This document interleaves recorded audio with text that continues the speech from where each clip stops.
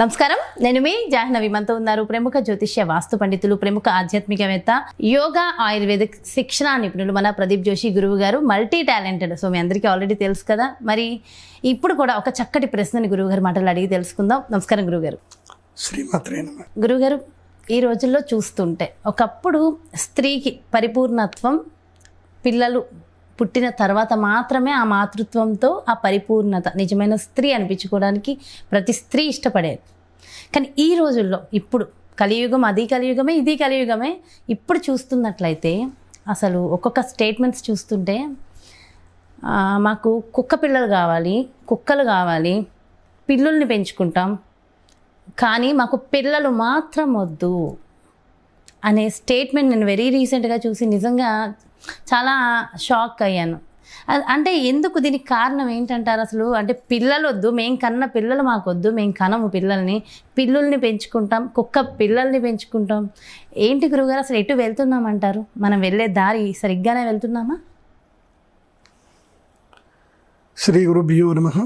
శ్రీమాత్రే నమః. శాస్త్రంలో ఊరికే చెప్పలేదు, స్త్రీ బుద్ధి ప్రళయాంతక అని చెప్పి ఊరికే చెప్పలే. చాణక్యుడు ఎప్పుడో చెప్పాడు, ఈ ప్రపంచంలో అదుపులో పెట్టుకోవాల్సింది మనస్సు. ప్రతి ఒక్కళ్ళు అదుపులో పెట్టుకోవాల్సింది మనస్సు. ఆ తర్వాత అదుపులో పెట్టుకోవాల్సింది స్త్రీ. స్త్రీని అదుపులో ఎవడైతే పెట్టుకోలేడో, ఎవరి జీవితంలో అయితే స్త్రీ అదుపులో ఉండదో వాళ్ళ కుటుంబము నాశనం అవుతుంది, ఆ స్త్రీ జీవితము నాశనం అవుతుంది. ఇప్పుడు నేను దాదాపు అంటే నేను చిన్నప్పటి నుంచి నేను చూస్తానే ఉన్నా. 1992 నుంచి నాకు ఊహ తెలిసింది 2000 సంవత్సరం నుంచి. 2000 సంవత్సరం నుంచి చూస్తున్నాను. స్త్రీలకి సమానత్వం కావాలంటున్నారు, అన్నీ అంటున్నారు, స్త్రీల హక్కులు సాధిస్తున్నారు. 2000 సంవత్సరానికి ముందు క్రైమ్ రేట్ చూడండి, ఇప్పుడు 2000 సంవత్సరం తర్వాత క్రైమ్ రేట్ చూడండి, 2014 తర్వాత క్రైమ్ రేట్ చూడండి. క్రైమ్ రేట్ పెరిగిందా తగ్గిందా అంటే ఇంకా పెరిగింది. స్త్రీలకి ఎన్ని చట్టాలు క్రియేట్ చేస్తూ ఉంటే అది స్త్రీలకే కష్టాలు ఏర్పడుతున్నాయి తప్ప స్త్రీలకి ఏం లాభం జరగట్లా. చట్టాల వల్ల స్త్రీలకి లాభం లేదు, నష్టమే జరుగుతుంది. ఎందుకోసమంటే అవగాహన లేనితనం. చట్టాలు స్త్రీకి ఎందుకోసం క్రియేట్ చేశారు? స్త్రీ ప్రొటెక్షన్ కోసం క్రియేట్ చేశారు. కానీ ఆ ప్రొటెక్షన్ని బేస్ చేసుకొని మనీ మార్కెట్ చేస్తుంటున్నారు, బిజినెస్ చేసుకుంటున్నారు, డబ్బులు డిమాండ్ చేస్తున్నారు. సో ఆ క్రమంలో ఏమైపోతుందంటే మనుషులకి, స్త్రీలకి ఏంటంటే కొంతమందికి వాళ్ళ జీవితంలో కొన్ని ఎక్స్పెక్టేషన్స్ పెట్టుకుంటున్నారు. ఇప్పుడు సమాజంలో బేసిక్గా మొదటి నుంచి స్త్రీల పెంపకం అనేది చాలా గారాభంగా జరుగుతుంది. అండ్ కొంచెం భయపెడతా ఉంటారు, బయటకు వెళ్ళకూడదు, అక్కడ వెళ్ళకూడదు, డ్రెస్ ఇలా వేసుకోవాలి, ఇవన్నీ తల్లిదండ్రులు చెప్తా ఉంటారు, రెస్ట్రిక్ట్ చేస్తాం. చెయ్యాలి, మరి చేయకపోతే ఎట్లా? ఆడపిల్లని చాలా కాపాడుకోవాలి. ఆడపిల్ల అంటేనే ఈ ప్రపంచంలో నువ్వు దేన్ని కాపాడుకున్నా పర్వాలేదు, కానీ ఆడపిల్లని మాత్రం ఎందుకంటే రోజు ఎన్ని దారుణాలు చూస్తున్నాం ప్రతిరోజు. సో వాళ్ళకి అన్నీ చెప్పాలి. కానీ ఏమైపోతుందంటే కొంతమందికి, అందరు కాదు, కొంతమందికి ఏంటంటే ఈ యొక్క రిస్ట్రిక్ట్ చేయటం వల్ల ఏంటంటే, ఒక చిన్న ఎగ్జాంపుల్ చెప్తాను. ఒక ఊరు ఉంటుంది, ఆ ఊరికి దక్షిణం వైపు ఒక 4 చింత చెట్లకు సంబంధించి ఒక చిన్న చీకటి కోణం ఉంటుంది. అయితే ఎవరైనా సరే ఆ ఊరు దక్షిణం వైపు ఆ చింత చెట్ల దగ్గరికి వెళ్ళొద్దని చెప్తారు అందరికీ. ఈ రోజు ఈ ఆడపిల్లలు ఆడుకుంటూ ఉంటారు, ఎవరైనా ఆడుకుంటూ ఉంటే వాళ్ళ అమ్మ వచ్చి కొడుతుంది అనమాట, ఇక్కడ ఎందుకు మీరు ఆడుకోవాలి, అటు ఎందుకు పోవాలని. అటు ఎందుకు పోవాలి అన్నప్పుడల్లా వీళ్ళకు ఎంతూజియాజం స్టార్ట్ అవుతుంది అనమాట. అడికి పోతే ఏమవుతుంది, ఒకసారి పోయి చూద్దాం అని అనుకుంటారనమాట. అయితే ఆ ఊరు నుంచి ఓ పిల్లగాడు వస్తాడు, రెగ్యులర్గా ఒక పిల్లగాడు వస్తాడు. ఆ పిల్లాడు వచ్చి మంచిగా ఫ్లూట్ వాయిస్తూ ఉంటాడు. ఫ్లూట్ వాయిస్తూ అక్కడి నుంచి రాగానే అక్కడ ఏముందని వీళ్ళందరూ అడుగుతారనమాట. అడగగానే అక్కడ చాలా అద్భుతాలు ఉన్నాయి, అది ఉంది, ఇది ఉంది అని చెప్పి వీడి కథలన్నీ చెప్తాడనమాట. ఆడపిల్లలందరూ కూడా విని, అబ్బా అంత బాగుంటుందా అక్కడ, ఒక్కసారి పోవాలి అని అనుకుంటూ ఉంటారు అనమాట. ఒక్కసారి ఆడపిల్ల వెళ్దామనే టైంకి వాళ్ళ అమ్మ వచ్చి గట్టిగా పట్టుకుంటుంది. ఈమెకి వాళ్ళ అమ్మ మీద కోపం స్టార్ట్ అవుతుంది, నన్ను ఎందుకో పోనివ్వట్లేదు, అక్కడ ఏదో అద్భుతమైంది ఉంది, ఆ పిల్లాడు వస్తున్నాడు, పిల్లని గురించి వాయిస్తున్నాడు, చాలా అద్భుతాలు ఉన్నాయని చెప్తున్నాడు, నేను వెళ్ళి చూడాలి అని అనుకుంది. ఆ తర్వాత ఆ పిల్లవాడు ఒకసారి వచ్చాడు, ఆమెకి ఒక చిన్న ట్యాబ్లెట్ ఇచ్చాడు. ఆ ట్యాబ్లెట్ వేసుకోగానే ఆమెకి ఎక్కడ లేని ఆనందం, కళ్ళల్లో నీళ్ళు, అసలు అంత ఎక్స్ప్లోర్ అయింది ఆమె ఎప్పుడూ లేదనమాట. చాలా ఎంజాయ్ చేసింది. ఇంకా ఇది లేదు, ఇంకా మా అమ్మ ఎవరి మాట అనేది లేదు, నేను పోవాల్సిందే అని చెప్పి అటు వెళ్ళిపోయింది. తిరిగి ఆ పాప రాలేదు ఇటు. అటు ఏముంది అని అంటే ఇదే మాయా ప్రపంచం ఉంది. సో ఇలా మీకు పిల్లని వాయించి మీకు మంచి జరుగుతుంది, మీరు బాగుంటారని చెప్పి మీకు ఈ లవ్ జిహాద్ చేసే వాళ్ళు కూడా ఉన్నారు. ఆడపిల్లలు ఈ విషయంలో మీరు జాగ్రత్తగా ఉండండి. అండ్ ఇంకోటి ఏంటంటే ఈ మధ్యకాలంలో నేను అబ్జర్వ్ చేస్తుంది ఏంటంటే ఈ వీళ్ళ ఎక్స్పెక్టేషన్స్ బాగా ఎక్కువైపోయి మగవాళ్ళతోటి వాళ్ళు మింగిల్ కాలేకపోతున్నారు. ఇప్పుడు మగాడు ఇప్పుడు చదువు ఎక్కువైపోయింది, బాగా చదువు ఉంది, సంపాదన వస్తుంది, తలపగురు పెరిగిపోయింది. నేనెందుకు వాడితోటి కలిసిమెలిసి ఉండాలి, నేనెందుకు కాంప్రమైజ్ అవ్వాలి, నేనెందుకు వాళ్ళతో సహజీవనం చేయాలి, నా ఇష్టం వచ్చినట్టు నేను ఉంటా, నాకు ఇష్టం లేదు. కొంతమందికి హేట్రేట్ క్రియేట్ అవుతుంది. Being a women to involve with men అనేది కూడా వాళ్ళకి ఒక హేట్రేట్ క్రియేట్ అయిపోయింది కొంతమందికి. ఎందుకోసమంటే కైండ్ ఆఫ్ సిచ్యువేషన్స్, ఏది జరిగినా మగాళ్ళ మీద కోపం ఎక్కువ రావడం, ఇది రావడం. ఆ తర్వాత ఏంటంటే వీళ్ళకి ఒక ఫ్రస్ట్రేషన్ ఏదైతే ఉంటుందో వీళ్ళు చెప్పినట్టే వినాలి అనేది ఒకటి మైండ్ సెట్ ఉంటుంది అనమాట. అంటే వీళ్ళు చెప్పినట్టే వినాలి. అలాంటి వాళ్ళు ఉంటేనే అంటే ఎక్కడన్నా పనోడు ఉండాలి, పనోడు వాడు చెప్పినట్టే వినాలి, ఇంట్లో ఏ వస్తువు అటుపక్క జరగకూడదు. ఇలాంటి వాళ్ళు కొంతమంది ఉంటారు. సో వీళ్ళకి ఏంటంటే వాళ్ళు చెప్పినట్టే వినాలన్న ఒక మైండ్ సెట్ తయారైపోయిన తర్వాత చెప్పినట్టు వినేటివి ఏవి అంటే జంతువులు మాత్రమే. అవేంటి, కుక్కలు, పిల్లలు. ఆ పిల్లలు ఏం చేస్తాయి, తిండి పెడతా అంటే కొంచెం నుంచి కాళ్ళని ఇట్లా అంటుకుంటూ పోతూ ఉంటాయి. కుక్క పిల్ల దానికి ఏదైనా ఇస్తే అది తిండి దొరికితే జలగా ఇగని వస్తూ ఉంటుంది. సో అక్కడ ఏమైపోతుందంటే వాళ్ళ ఎమోషన్ అంతా కూడా కుక్క పిల్లల వైపు పెడుతున్నారు. నిజంగా అంటే కుక్క పిల్ల ప్రేమ కాదు, పిల్లులు కుక్క పిల్ల అంటే జంతు ప్రేమ కాదు. అది ఏంటంటే కనుక వాళ్ళ ఈగో సాటిస్ఫై కావడం అనమాట. వాళ్ళు ఏంటంటే వాళ్ళు ఇంకోళ్ళు ఎవరు వాళ్ళ మాట వినరు కాబట్టి, ఇవి కుక్క పిల్లలు ఇవి నోరు మూసుకొని వింటాయి కాబట్టి వీటికి తిండి పాడేసి వాళ్ళు అక్కడ సాటిస్ఫై అయిపోతారు.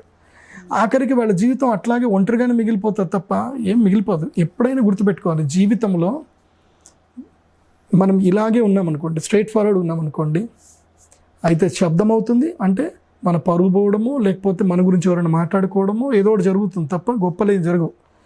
సో కలుద్దాము అంటే మాత్రం జాయింట్ అవ్వదు. ఇది పెట్టుకొని ఇటు చేపెట్టిన తర్వాత ఇలా వెళ్ళిపోతుంది, ఉండదు. అదే కొంచెం తగ్గి, వాళ్ళు కూడా కొంచెం తగ్గి రిలేషన్షిప్లో తగ్గితేనే బాండ్ అవుతుంది. సో అప్పుడు ఎవరన్నా విడిపోం. సో కొన్నిట్లో తగ్గాలి, కొన్నిట్లో నెగ్గాలి, కొన్నిట్లో ఒదిగి ఉండాలి. అలా ఉంటేనే జీవితం బాగుంటుంది. మీరు అంటున్న కేవలం ఆడవాళ్ళు కాదు, మగవాళ్ళు కూడా ఆడవాళ్ళు అంటే భయం అయిపోయింది. మగవాడికి ఆడదంటే కోరిక లేకపోవడం అనేది ఇంపాసిబుల్. అది ఉంటుంది, ఉండకపోవడం లేనే లేదు. ప్రతి మగవాడికి ఆడదంటే ఇష్టమే ఉంటుంది. కానీ ఆడదంటే ద్వేషం స్టార్ట్ అయింది, మగవాడికి ద్వేషం స్టార్ట్ అయింది, భయం కూడా స్టార్ట్ అయింది. ఇప్పుడు ఆ 2 చట్టాల వల్ల బ్యాంకాక్ గవర్నమెంట్ చాలా అద్భుతంగా వెళ్ళిపోయింది. ఏం చట్టాలు అవి? ఇది చెప్పిన తర్వాత నన్ను అందరూ తిడతారేమో, తిట్టుకోండి, కానీ నేను చెప్తున్నాను. బ్యాంకాక్ గవర్నమెంట్లో ఇది జరిగింది. నేను ఆల్రెడీ అక్కడికి వెళ్ళాను కాబట్టి, నేను శిల్పాకోన్ యూనివర్సిటీకి వెళ్ళాను కాబట్టి, నేను అక్కడ ఉన్న ప్రముఖులతో మాట్లాడాను కాబట్టి, బ్యాంకాక్ గవర్నమెంట్లో క్రైమ్ ఎందుకు తగ్గిపోయింది, అక్కడక్కడ ఆడవాళ్ళ మీద క్రైమ్ లేదు. అక్కడ మగపిల్లాడు పుడితే ఏడుస్తారు. మగపిల్లాడు పుడితే ఎవరిని ఇంటికి రావద్దని చెప్తారు. మగపిల్లాడు పుట్టాడరా అని చెప్పేసి అంటారు. ఆడపిల్ల పుడితే సెలబ్రేషన్, పండుగ చేస్తారు. అక్కడ బ్యాంకాక్లో ఆడపిల్ల పుడితే సెలబ్రేషన్ చేస్తారు. ఓకే, ఎందుకోసం ఇదంతా జరిగింది అని అంటే, ఇంతకు మునుపు పద్ధతి వేరే ఉండే, సేమ్ మీ ఇండియాలో ఉన్నట్టు మా పద్ధతి కూడా అంతే ఉండే. ఆడవాళ్ళందరూ స్ట్రిక్ట్గా ఉండాలి, ఇంట్లోనే ఉండాలి, ఇవన్నీ ఉండాలని చెప్పేసి ఉండే. ఆ తర్వాత గవర్నమెంట్ ఎకనామిక్ మొత్తం పడిపోయింది. సో అప్పుడు ఈ గవర్నమెంట్ ఏం చేసింది అని అంటే, ప్రాస్టిట్యూషన్ లీగల్ చేసి పడేసింది. అక్కడ గవర్నమెంట్ ప్రాస్టిట్యూషన్ లీగల్ చేసేసింది. అంటే ఎవరైనా ప్రాస్టిట్యూషన్ చేస్తారు అనుకుంటే కనుక వాళ్ళు వెళ్ళాలి, వాళ్ళ మెడికల్ చెకప్ చేసుకోవాలి, ఒక అప్లికేషన్ పెట్టుకోవాలి గవర్నమెంట్కి, వాళ్ళు మెడికల్ చెకప్ చేసుకొని ఒక కార్డు ఇస్తారు. వాళ్ళు ఎవ్రీ 15 డేస్కి ఒకసారి ఆ కార్డు రెన్యువల్ చేసుకోవాలి. వాళ్ళు అక్కడికి వెళ్ళి అంటే మళ్ళీ మెడికల్ సర్టిఫికేట్ చేసుకోవాలి, మళ్ళీ మెడికల్ చేయించుకోవాలి, రెన్యువల్ చేయించుకోవాలి. ఆ తర్వాత ఏమైపోయిందంటే స్త్రీలకు స్వేచ్ఛ పెరిగిపోయింది. అంటే స్వేచ్ఛ అంటే ఇంకా వాళ్ళు మమ్మల్ని ఎవరు ఏమనకూడదు, రెస్ట్రిక్ట్ చేయడం పోయింది. ఇంకోటి, ఆడవాళ్ళ జోలికి పోవడం మానేశారు జనాలు. అంటే ఈ రేపులు లేవు, ఈ హరాస్మెంట్లు లేవు, ఇవేవి లేవు అన్నమాట. బికాస్ ప్రాస్టిట్యూషన్ లీగల్ అయిపోయింది కదా. ఇప్పుడు ఏదున్నా ఆ యవ్వనం అండబెట్టుకునే కదా మగాళ్ళని కూర్చోబెట్టేది. ఆ యవ్వనం నీవు కాకపోతే నేను బయటికి వెళ్తానన్నప్పుడు గవర్నమెంట్ లీగల్ చేసినప్పుడు ఇంకా మగాళ్ళ గురించి ఆడవాళ్ళ గురించి భయపడడం మానేశారు. అలా తిరగడం స్టార్ట్ చేశారు. కాకపోతే ఏం జరిగిందంటే ఆడవాళ్ళ లోపల చైతన్యం పెరిగింది. ఏదైనా సరే కామిగాక మోక్షగామి కాలేడు అంటారు చూడండి, వాళ్ళకి వదిలేసిన తర్వాత దీంట్లో ఏమీ లేదు అని చెప్పి ఆల్మోస్ట్ 100కి 8% మాత్రమే ప్రాస్టిట్యూషన్లో ఉన్నారు. మిగతా 92% వ్యాపారంలో స్థిరపడిపోయారు అక్కడ స్త్రీలంతా. ఎస్, ఇది నేర్చుకోవాలి మనం. ముందున్న ఆ భూత అవసరం లేదు అసలు. ఏది నేర్చుకోవాలంటే ఇది నేర్చుకోవాలి. తర్వాత స్వయం శక్తిగా అయిపోయారు, బిజినెస్లో అయిపోయారు. ఇప్పుడు మీరు బ్యాంకాక్ వెళ్ళండి, ప్రతి షాప్లోనూ లేడీసే ఉంటారు. వాళ్ళు మళ్ళీ ప్రాస్టిట్యూషన్ లీగల్ ఉంది, వాళ్ళు చేయొచ్చు కదా, వాళ్ళు చేయట్లేదు. ఎందుకోసం అంటే ఫ్రీగా వదిలేస్తే ఇంకా దాన్ని ఎవడు పట్టించుకోవట్లేదు, ఇంకా రిస్ట్రిక్ట్ చేస్తేనే పట్టించుకుంటారు. ఎస్, అదే మీరు అన్నట్టు అది వద్దు వద్దు వద్దు అంటే అక్కడ ఏదో ఉంది చూడాలి అన్న ఇదిలోనే మనకు అంతా ఉంటుంది. లేదు అక్కడ ఏం లేదు, లేదంటే ఇది ఉంది చూడు ఓపెన్ అన్నప్పుడు ఏం ఉండదు. ఇంకెవడు పట్టించుకోవడం మానేశారు. ఆడవాళ్ళ గురించి పెద్దగా ఎవరు థింకింగ్ చేయట్లేదు. దాంతో ఏమైపోయిందంటే ఇది నాకున్న పెద్ద విలువైన వస్తువు ఏం కాదు, ఇది నేను నా జీవితంలో కష్టపడాలి అని చెప్పి అక్కడికి నుంచి పని చేయడం స్టార్ట్ చేశారు. అందుకే బ్యాంకాక్ గవర్నమెంట్లో ఏంటంటే ఎకనామిక్ చాలా బాగా పెరిగింది, క్రైమ్ రేట్ పూర్తిగా తగ్గిపోయింది. ఇంకా అక్కడ స్త్రీలు నాకు డివోర్స్ లేదు, నాకు ఇది రావట్లేదు, కొట్లాటలు లేవు అక్కడ. ఎందుకోసం? వాడు మగాడికి డివోర్స్ కావాలంటే ఇచ్చేస్తా పో అని చెప్పేసి అంటున్నాడు.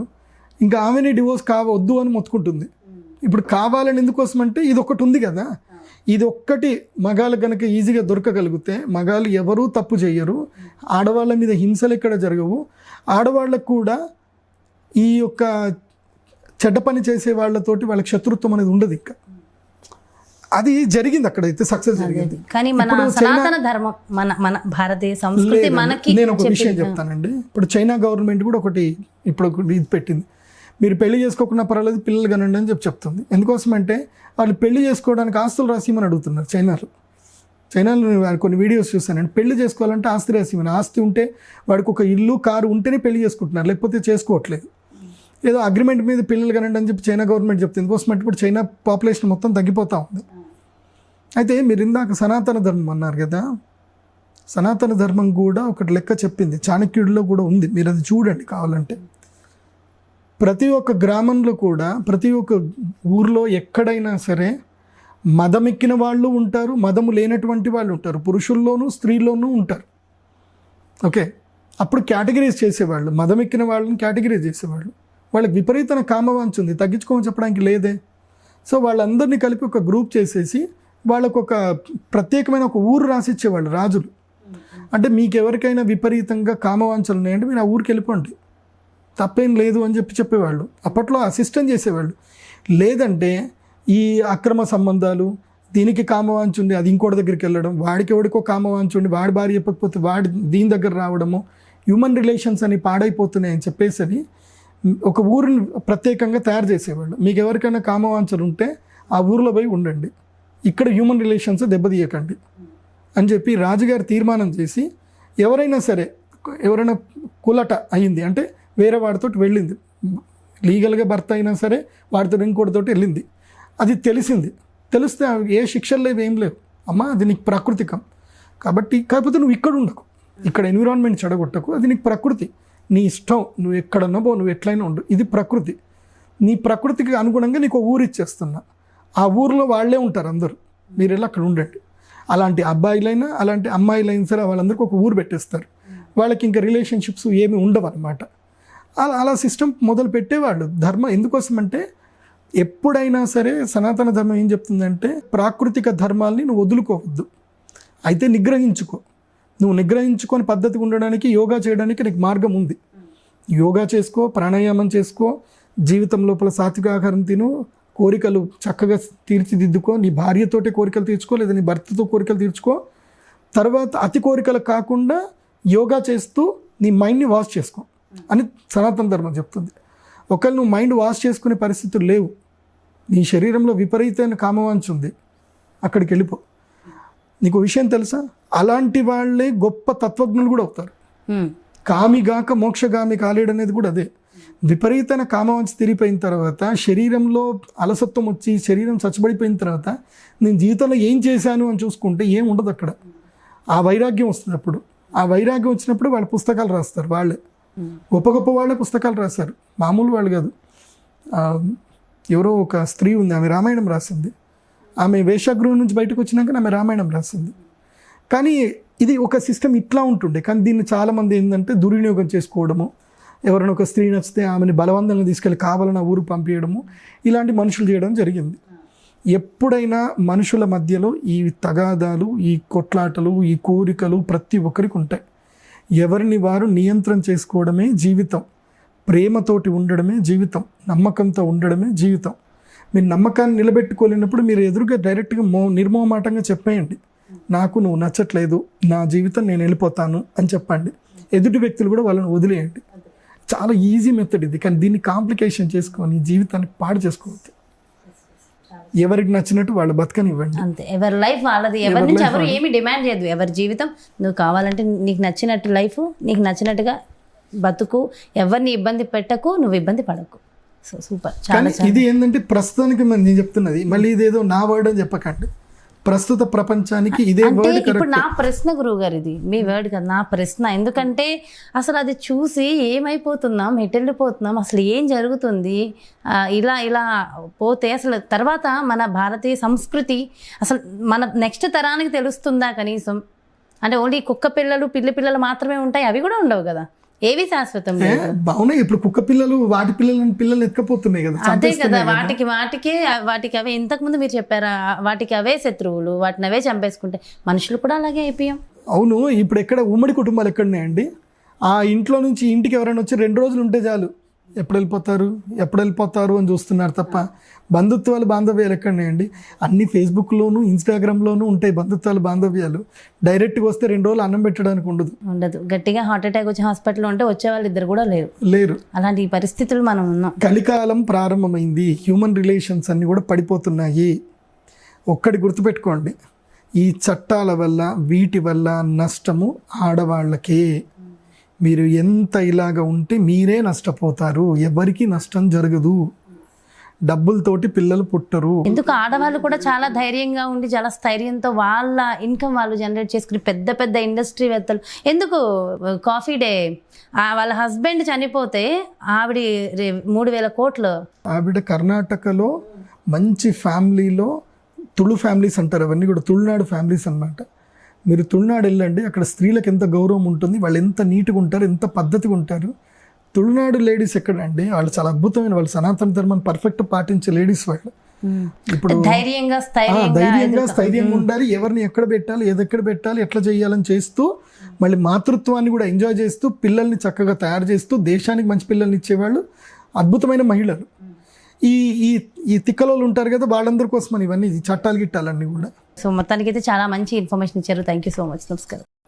ఇది ఎంతవరకు నిజం అనేది నాకు అర్థం కావాలి. సో నాకైతే 100% రైట్ అనే అనిపించింది. డెఫినెట్గా మీరు కూడా కమెంట్ రూపంలో తెలియజేయండి. మరో బ్యూటిఫుల్ కాన్సెప్ట్తో మళ్ళీ మీ ముందుకు వచ్చేస్తాను. నమస్తే.